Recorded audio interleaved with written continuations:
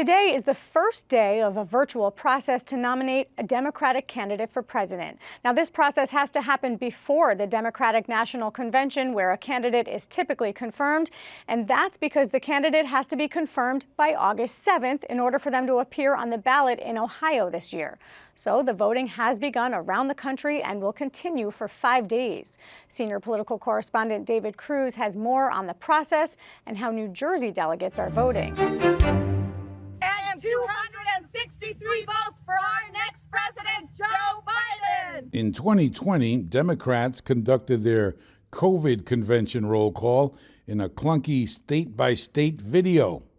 This year is expected to be a more traditional roll call, but that's going to be more symbolism than anything else because the official roll call started at 9 a.m. today. The Ohio legislature had passed a law that said that if the parties did not nominate by August 7th, that no candidate would appear on the ballot for that party. That vote was reversed, but not before the Democrats had already set up the virtual roll call that begins today and runs through August 5th. Delegates will get their ballots electronically and will cast them that way. In order to qualify, you had to have at least 300 delegates pledged to you, and only Kamala Harris met that threshold. So there's not going to be any mystery. I don't belong to an organized political party. I'm a Democrat. Laura Ann Keating is one of 2 uncommitted delegates from New Jersey, a delegation which otherwise fell in line behind Harris almost immediately. Keating, who was withholding her support for Biden until he got tougher on a ceasefire in the Israel-Hamas war, was still waiting for her ballot when we spoke this morning. She says she remains uncommitted. I was going to watch what Biden did. In fact, the entire point of uncommitted in New Jersey was to kick the Democratic in the butt to do what they have to do, not just for moral reasons, but to win the election. Because they're not going to win the election without the young people of America. But it's young people who have shown a resurgence of energy. Delegate Arlene Quinones Perez says the coalition that put Biden in the White House in 2020 appears to be getting back together.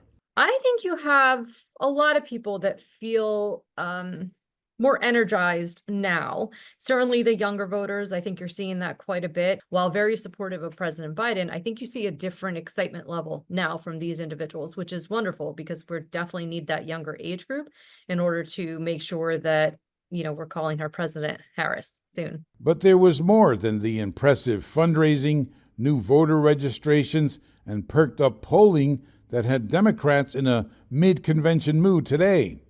They're hoping, and there are some outward signs, including the former president's appearance before the National Association of Black Journalists yesterday, that the Trump campaign, which had planned all along on facing Sleepy Joe, has been thrown for a loop at the moment. They have not been able to shift gears.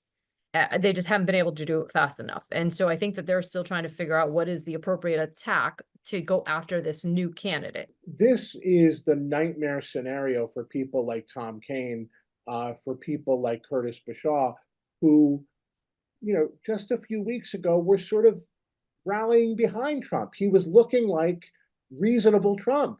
This is the Trump now that we're seeing that scares away suburban voters. With an overwhelming endorsement from delegates this week, a much anticipated vice president picked next week, and then the actual convention itself after that, Kamala Harris has turned the presidential campaign into a whole new ballgame with just 3 months to Election Day. I'm David Cruz, NJ Spotlight News.